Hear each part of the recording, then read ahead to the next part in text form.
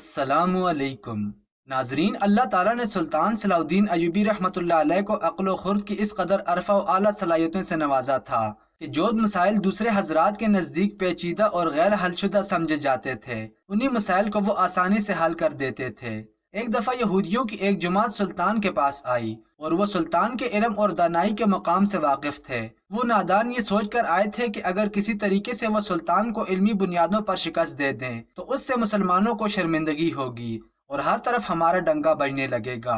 उस यहूदी जमात ने यह मंसूबा भी बनाया कि हमने न सिर्फ आपसे सवाल करेंगे बल्कि आपसे सवाल आपकी किताब यानी कुरान मजीद से नहीं बल्कि अपनी किताब यानी तौरात से करेंगे। उस जुमात ने मन ही मन में ये सोच लिया था कि अगर सुल्तान हमारी शराइत के मुताबिक तौरात से जवाब देने पर राजी हो भी जाते हैं तो यही हमारी जीत होगी, लेकिन कैसे?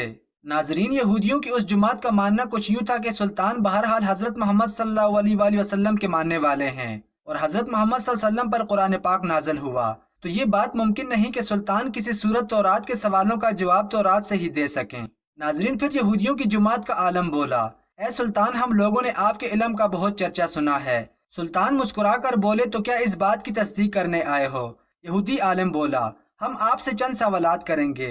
आपको उन सवालों का जवाब हमारी किताब तौरात से देना होगा और अगर आपने सबके सामने हमारे सवालों के जवाब दे दिए तो हम सब दायरा इस्लाम में दाखिल हो जाएंगे।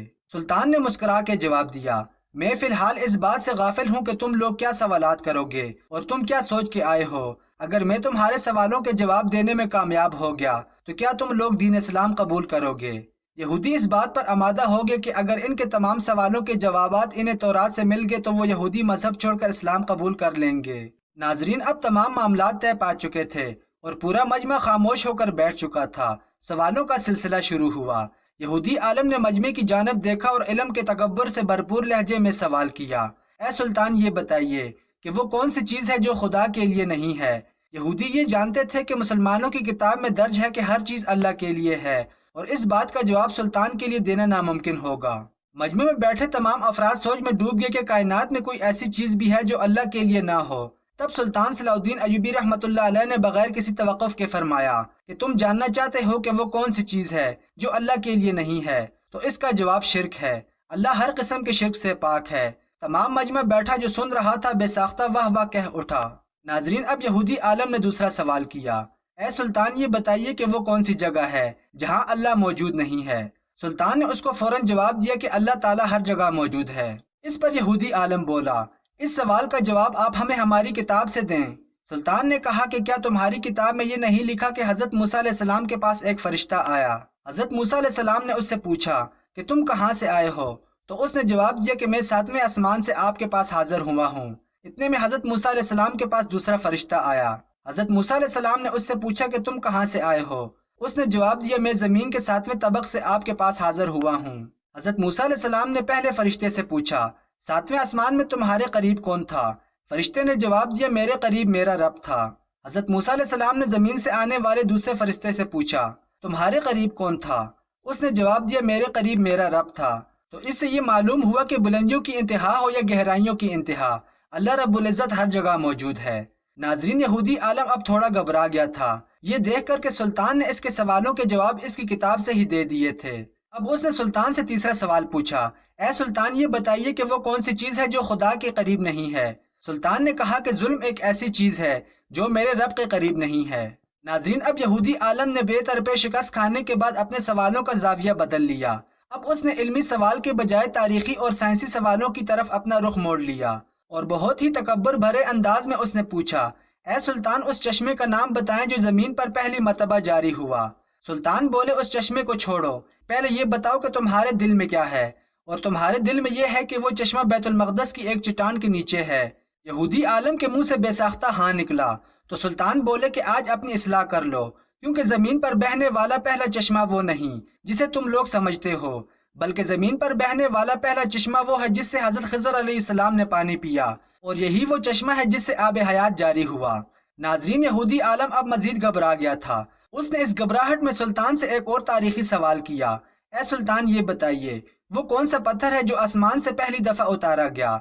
सुल्तान ने जवाब देने से पहले एक जुमला कहा, यकीनन तुम लोगों के जहनों में पहला पत्थर वो है जो बैतुल मक़दस में नस्ब है, लेकिन तुम इस बात को क्यों भूल जाते हो कि खाना काबा बैतुल मक़दस से कहीं पुराना है اور حجر اسود اسی وقت نصب کیا گیا جب خانہ کعبہ پہلی دفعہ تعمیر ہوا تھا، اور وہی پہلا پتھر ہے۔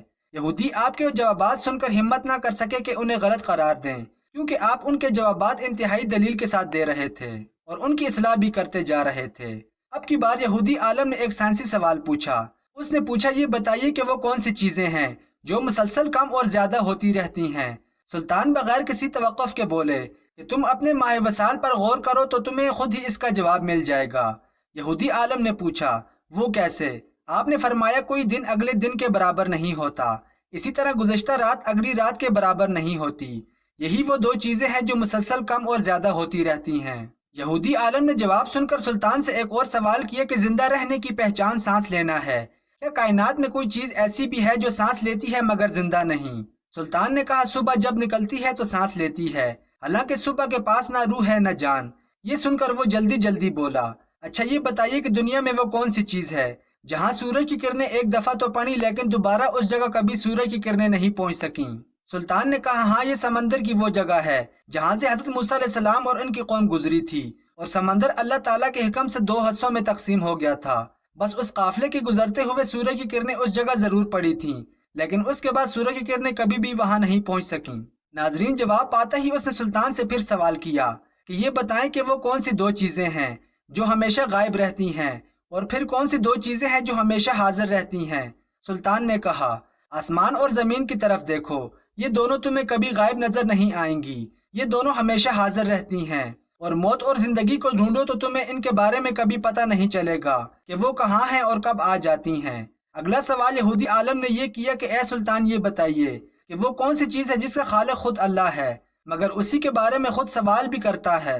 سلطان بولے، حضرت موسیٰ علیہ السلام کے عصا کا خالق خود اللہ ہے، اور اس عصا کے بارے میں اس نے خود حضرت موسیٰ علیہ السلام سے سوال بھی کیا اور پوچھا کہ موسیٰ یہ آپ کے ہاتھ میں کیا ہے؟ پھر اس نے سوال کیا کہ بیت اللہ کا طواف تو ذی حیات کرتے ہیں، لیکن اس بے جان چیز کے بارے میں بتائیں جس نے بیت اللہ کا طواف کیا۔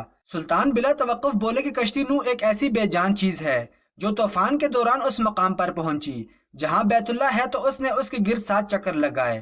یہودی عالم نے سلطان سے کئی سوال کیے اور تمام کے جواب سلطان نے بالکل ٹھیک ٹھیک بلا توقف دیے۔ تو مجمع میں بیٹھے ایک یہودی بولا کہ حضرت، دنیا میں ہر شخص سوچ کے جواب دیتا ہے، لیکن آپ تو ہر سوال کا جواب بلا توقف دے رہے ہیں۔ سلطان نے اس سوال کے بدلے میں اس یہودی سے ایک سوال کیا، بتاؤ تمہارے ہاتھ میں کتنی انگلیاں ہیں؟ اس نے فوراً جواب دیا، 5۔ سلطان نے فرمایا، تو نے بھی تو فوراً میرے سوال کا جواب دے دیا۔ اس نے کہا، اے سلطان یہ کیسی بات ہوئی؟